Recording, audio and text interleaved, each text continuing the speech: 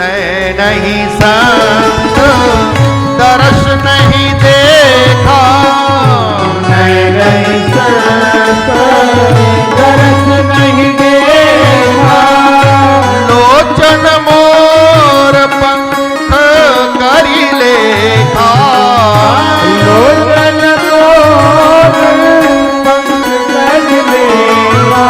अगर इन नैनों से हमने भगवान का, सदगुरु का, संत का दर्शन नहीं किया तो ये नेत्र नेत्र नहीं, मोर के पंख हैं। जैसे मोर के पंख में बनावटी नेत्र होते हैं, वैसे ही है।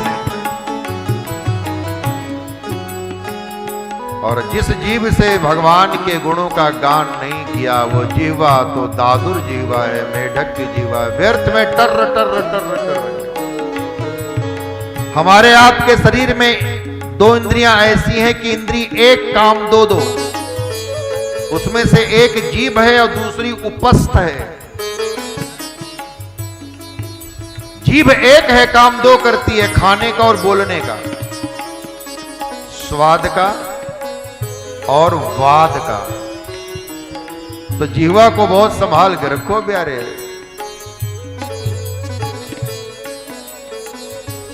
जो न करे राम गुण गाना, जो न करे राम गुण गाना, जी है सदा दुर्जी है समाना, जी है सदा दुर्जी है समाना, पुलिस कठोर निठुर सोई छाती, पुलिस कठोर निठुर सोई छाती। भागवत जी का श्लोक सुनाते इसी चौपाई का। तदश्मसारम हृदयम बतेदम यद गृह्यमाणै हरि नाम धेयि। जिसने हरि के नाम का गान नहीं किया उसकी छाती तो पत्थर है। पुलिस कठोर निठुर सोई छाती, सुनी हरि चरित न जे हर साथी, ओ सुने हरि चरित न जे हर साथी, सुनी हरि चरित न जे हर साथी, सुने हरि चरित न जे हर साथी। जिन हरि कथा सुनी नहीं गाना, जिन हरि कथा सुनी नहीं गाना, जिन हरि कथा सुनी नहीं गाना, जिन हरि कथा सुनी नहीं गाना, कथा सुनी नहीं गाना, कथा सुनी नहीं गाना। भगवान शंकर ने कहा, उमा, वैसे तो भोले बाबा संबोधन करते हैं उमा, शैलजा, उमा। एक अनुभव की बात कहने जा रहा हूं। भोले बाबा ने कहा, हाँ नाथ कहिए। कैसे भोले बाबा कैलाश के गिर शिखर में बैठे हैं, भवानी कथा सुन रही हैं और भोले बाबा कथा सुना रहे हैं। उमा, तुमसे एक अनुभव की बात कहने जा रहा हूं। अब कल्पना करो, हम आप 50, 60, 70, 80 साल का अनुभव कहेंगे ना, और भोले बाबा का अनुभव कुछ हजार वर्षों का, लाखों को नहीं, वो तो स्वयंभू है, परमात्मा है। युगों युगों, कल्पों कल्पों का अनुभव। और कहा, उमा, उमा कहूं मैं अनुभव अपना, सत हरि भजन जगत सब सपना। इस संसार में अगर कोई सत्य है तो भगवान का भजन। खूब भजन करो। तो तृतीय अध्याय में शौनक जी के निवेदन पर श्रोताओं के हृदय की शुद्धि का वर्णन किया गया है। अब शौनक जी ने सूत जी से कहा, हे सूत जी, अब आगे शुक परीक्षित के बीच में क्या संवाद हुआ वो हमें सुना। तो सूत जी ने कहा, हे शौनक, जब राजा परीक्षित ने भगवान सुखदेव से कहा, गुरुदेव, परमात्मा इस सृष्टि का लय, सर्जन, पालन, विसर्जन किस प्रकार करते हैं, तो भगवान सुखदेव को याद आया कि मैंने कथा कहनी तो आरंभ कर दी, लेकिन कथा कथन के पूर्व मैंने भगवान का मंगलाचरण तो किया ही नहीं। और ऐसी परिपाटी है कि वक्ता भगवान की कथा कहने के पूर्व मंगलाचरण करे, लेकिन सुखदेव जी तो सीधे बोलना आरंभ किए हैं ना, वरीयाने सते प्रश्न। लेकिन अब मंगलाचरण क्योंकि करना चाहिए तो अब मंगलाचरण कर रहे हैं।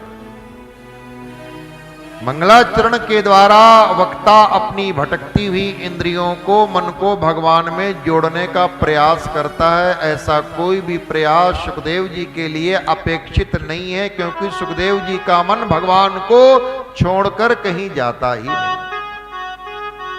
लेकिन मंगलाचरण करना चाहिए, तो अब मंगलाचरण करते हैं। द्वादशांग है प्रभु, 12 अंग वाले प्रभु हैं, 12 श्लोकों में मंगलाचरण किया है। श्री शुक उवाच, नमः परस्मै पुरुषाय भूयसे सदुद्भव स्थान निरोध लीलया गृहीत शक्ति तृतयाय देहिनाम अंतर्भवायानुपलक्ष्य वर्तमने। मंगलाचरण के तीसरे श्लोक में सुखदेव जी ने अपनी दीक्षा गुरु राधा रानी को याद किया। भागवत जी में राधा रानी का स्पष्ट नामोल्लेख नहीं है। उसका कारण है कि राधा रानी भगवान सुखदेव की दीक्षा गुरु है और शिष्य अपने गुरु का नाम नहीं लेता।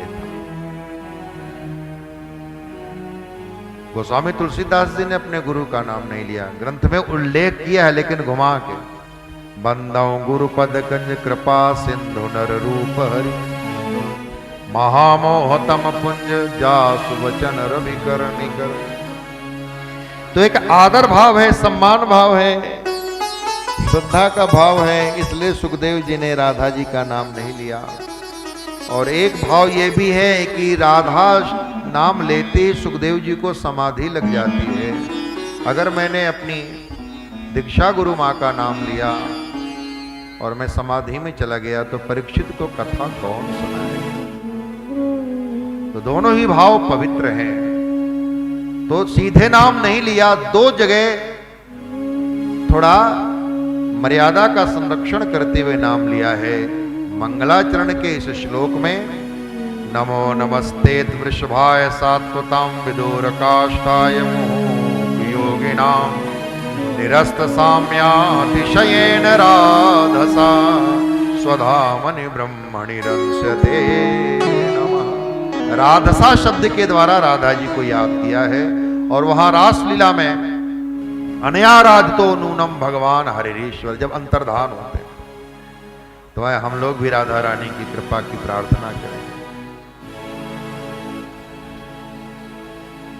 राधा रानी से मिलना बहुत जरूरी, राधा रानी से मिलना बहुत जरूरी, श्यामा प्यारी से मिलना बहुत जरूरी, श्यामा प्यारी से मिलना बहुत जरूरी, राधा रानी से मिलना बहुत जरूरी, राधा रानी से मिलना बहुत जरूरी।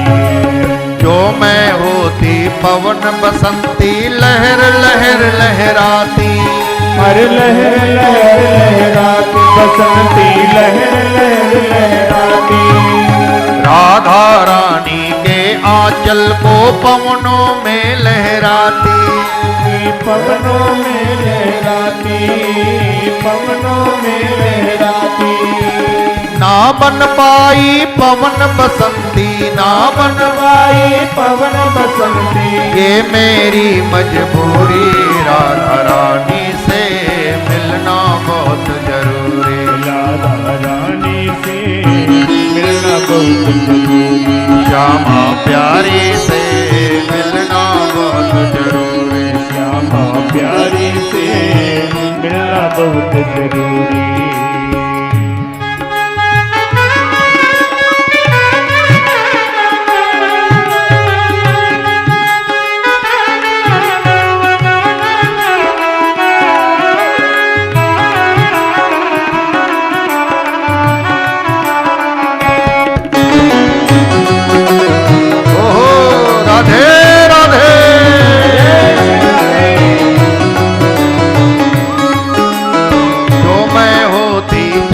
चमेली चरणों में बिछ जाती, हाँ चरणों में बिछ जाती, हाँ चरणों में बिछ जाती। राधा रानी के चरणों की धूल हमें मिल जाती, हाँ धूल हमें मिल जाती, धूल हमें मिल जाती। ना बन पाई चंपा चमेली, ना बन पाई चंपा चमेली, ये मेरी मजबूरी, राधा रानी से मिलना बहुत जरूरी। राधा रानी से मिलना बहुत जरूरी। श्यामा प्यारी से मिलना बहुत जरूरी। जो मैं होती काली बदरिया छम छम नीर बहाती, बदरिया छम छम नीर बहाती, बदरिया छम छम नीर बहाती। छम छम नीर बहाती बदरिया छम छम नीर बहाती, बदरिया छम छम नीर बहाती, बदरिया छम छम नीर बहाती। ना बन पाई काली बदरिया, ना बन पाई काली बदरिया, ये मेरी मजबूरी, राधा रानी से मिलना बहुत जरूरी, राधा रानी से मिलना बहुत जरूरी। श्यामा प्यारी से मिलना बहुत जरूरी, श्यामा प्यारी से मिलना बहुत जरूरी। ईद अजामिल गणिका तारी, अब है मेरी बारी राधे, अब मेरी है बारी राधे, अब मेरी है बारी। मेरी तो मजबूरी श्यामा, तेरी क्या मजबूरी श्यामा, तेरी क्या मजबूरी श्यामा, तेरी क्या मजबूरी।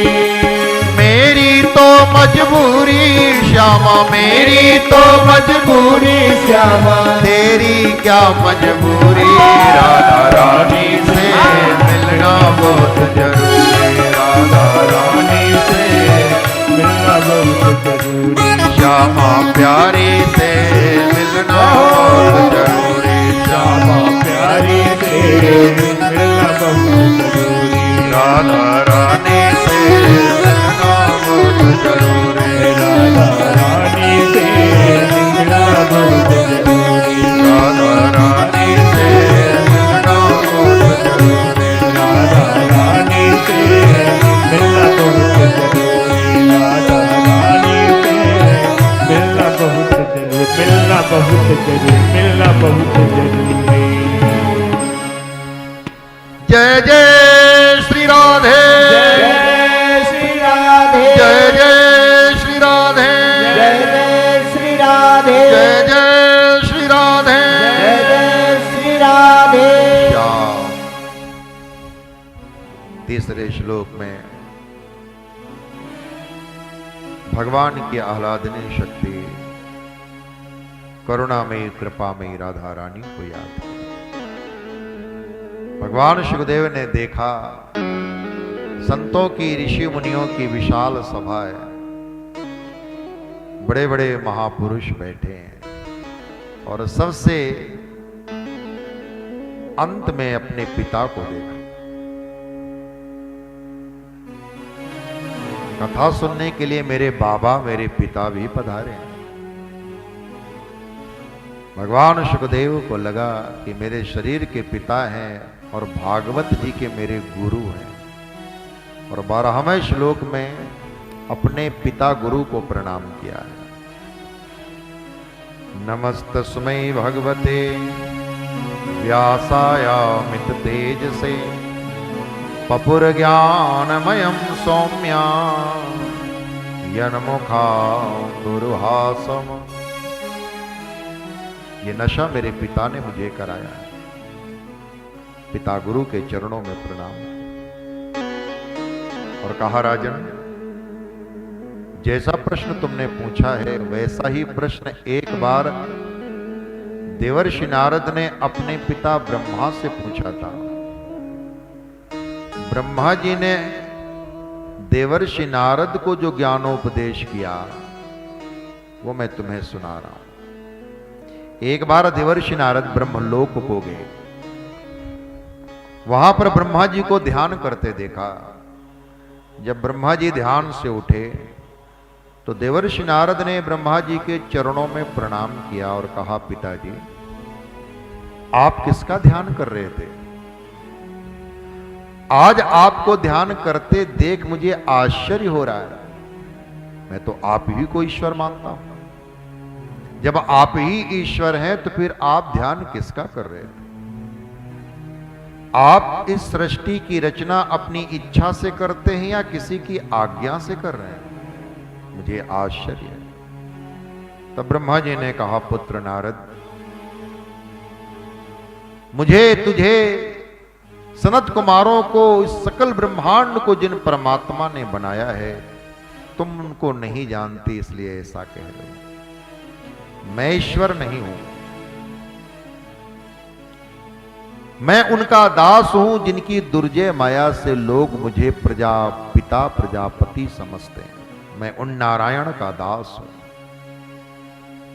ये सर्वयाग यज्ञ की क्रिया सब नारायण पर है। ये परम शक्ति ही परमात्मा है। शक्ति के 3 रूप हैं, द्रव्य शक्ति, क्रिया शक्ति और ज्ञान शक्ति। द्रव्य शक्ति का दूसरा नाम है महालक्ष्मी, क्रिया शक्ति का दूसरा नाम है महाकाली और ज्ञान शक्ति का दूसरा नाम है महासरस्वती। दुर्गा सप्तशती में भी आता है, प्रथम चरित्र, मध्यम चरित्र, उत्तर चरित्र, महाकाली, महालक्ष्मी, महासरस्वती प्रीत्यर्थे जपे विनियोग।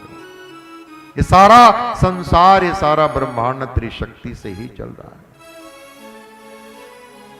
नारद, आरंभ में निर्गुण निराकार प्रत्यक्ष चैतन्य भिन्न ब्रह्म। यह ब्रह्म व्याकरण की दृष्टि से ना स्त्री है, ना पुरुष, नपुंसक है। जब यह ब्रह्म माया विशिष्ट होता है तो ईश्वर कहलाता है। ईश्वर क्या है? माया विशिष्ट परम चैतन्य। और जब ईश्वर अवतार लेता है तो भगवान कहलाता है। भगवान षड्भग युक्त हैं, षड ऐश्वर्य संपन्न हैं, ज्ञान, वैराग्य, यशः, श्री, ऐश्वर्य, वीर्य, जिनमें 6 चीजें हैं वो भगवान है। 3 शब्द है, ब्रह्म, ईश्वर, भगवान। ये माया, ये त्रिगुणात्मिका प्रकृति, सत्व, रज, तम, तीनों गुणों की साम्य अवस्था को प्रकृति कहते हैं। वही ब्रह्म जब रजोगुण को स्वीकार करता है तो ब्रह्मा होकर इस सृष्टि की रचना करता है। जब वही ब्रह्म सत्वगुण को स्वीकार करता है तो विष्णु होकर इस सृष्टि का पालन पोषण करते हैं। वही ब्रह्म जब तमोगुण को स्वीकार करता है तो इस सृष्टि का लय करता है। देखिए, केवल वो ब्रह्म ही है जो सृष्टि का सर्जन कर रहे हैं। अब उसको कुछ वक्ता लोग बड़ा सुंदर विचार को आगे ले जाते हैं। ब्रह्मा जी रचना करते हैं, विष्णु जी पालन करते हैं, शिव जी संहार करते हैं। ब्रह्मा जी रचना कर रहे हैं माने जनरेटर हैं, विष्णु जी पालन कर रहे हैं मानो ऑपरेटर हैं, शंकर जी संहार कर रहे हैं मानो डिस्ट्रॉयर हैं। Generator, operator, destroyer. G for generator, O for operator, D for destroyer, GOD, God, ईश्वर।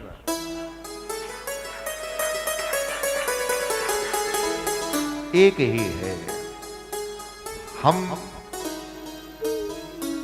या जो अनुभवशील विद्वान सद्गुरु कृपा प्राप्त वक्ता हैं,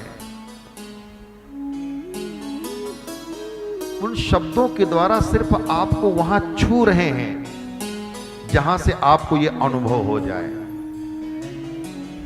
इन शब्दों के अर्थ में मत जाइएगा, बस अपने को छूने दीजिए अंदर जो गहराई में।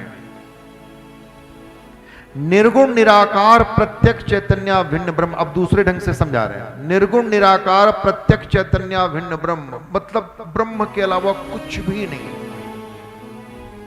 कुछ भी नहीं है। अब इसको कैसे समझाया जाए?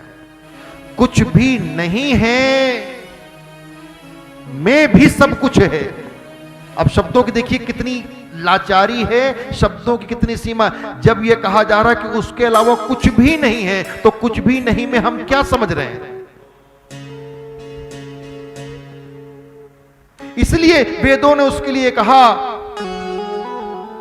अरुणोरणीयान महतो महीयान तदे जति तन्ने जति तद्दूरे तदबंधी के। वो आता है, वो नहीं आता। अरे महाराज एक बात कहो, या तो वो आता है या तो वो नहीं आता। बोली यही तो समस्या है। उसके लिए कुछ भी एक वाक्य में पूरा नहीं किया जा सकता। प्रत्येक व्यक्ति के द्वारा बोला गया वाक्य आधा ही सर्किल बनाता है, याद रखना। प्रत्येक वाक्य को दूसरे वाक्य से काटा जा सकता है, माने विपरीत वाक्य बनाया जा सकता है। और एक ही समय में अगर एक व्यक्ति दोनों वाक्य बोलता है तो पागल है। जो भी सेंटेंस निकलेगा वो एक बार में आधा ही सर्किल को घेरेगा, और आधा सर्किल विपरीत घेरने के लिए विपरीत बोलना पड़ेगा। जब कहा जा रहा है कि कुछ भी नहीं है, कुछ तो कुछ भी नहीं में सब कुछ है। निर्गुण निराकार प्रत्यक्ष चैतन्य अभिन्न ब्रह्म के अलावा कुछ भी नहीं है। संकल्प हुआ। वैसे तो हम आज इरादे से बैठे हैं कि 7 बजे विराम कर देंगे। अब कथा जितनी जा रही जाए। असल में हमारी कथा कहने की जो अपनी जो शैली है वो हम इतिहास परक नहीं सुनाते, हम श्रोताओं को उस काल में, उस युग में ले जाते हैं, उस घटना में ले जाते हैं। और उसके लिए वक्ता को कितना परिश्रम करना पड़ता है इसे आप कल्पना नहीं कर सकते। आप लोग अपने अपने मन को नहीं संभाल पाते, हम सबके मन को एक साथ केंद्रित करके एकाग्र करके संभाल रहे हैं। आप जरा कल्पना करो, आपके मन को हम संभाल रहे हैं और कितने मन बैठे हैं। तो कथा सिर्फ शब्दार्थ नहीं चल रही है, कथा इतिहास परक नहीं चल रही। हम आपको उस युग में, उस काल में, उस समय ले जाना चाहते हैं कि आप अपनी आंखों से देखें, समझें। और उसके लिए तो फिर भाव में डूबना पड़ेगा। मगन ध्यान रस दंड जुग पुनि मन बाहर कीन। भोले बाबा कथा सुनाते सुनाते ध्यान में चले जाते हैं तो माता पार्वती हिलाती हैं। मगन ध्यान रस दंड जुग पुनि मन बाहर कीन। रघुपति चरित महेश तब, रघुपति चरित महेश तब हर्षित बरने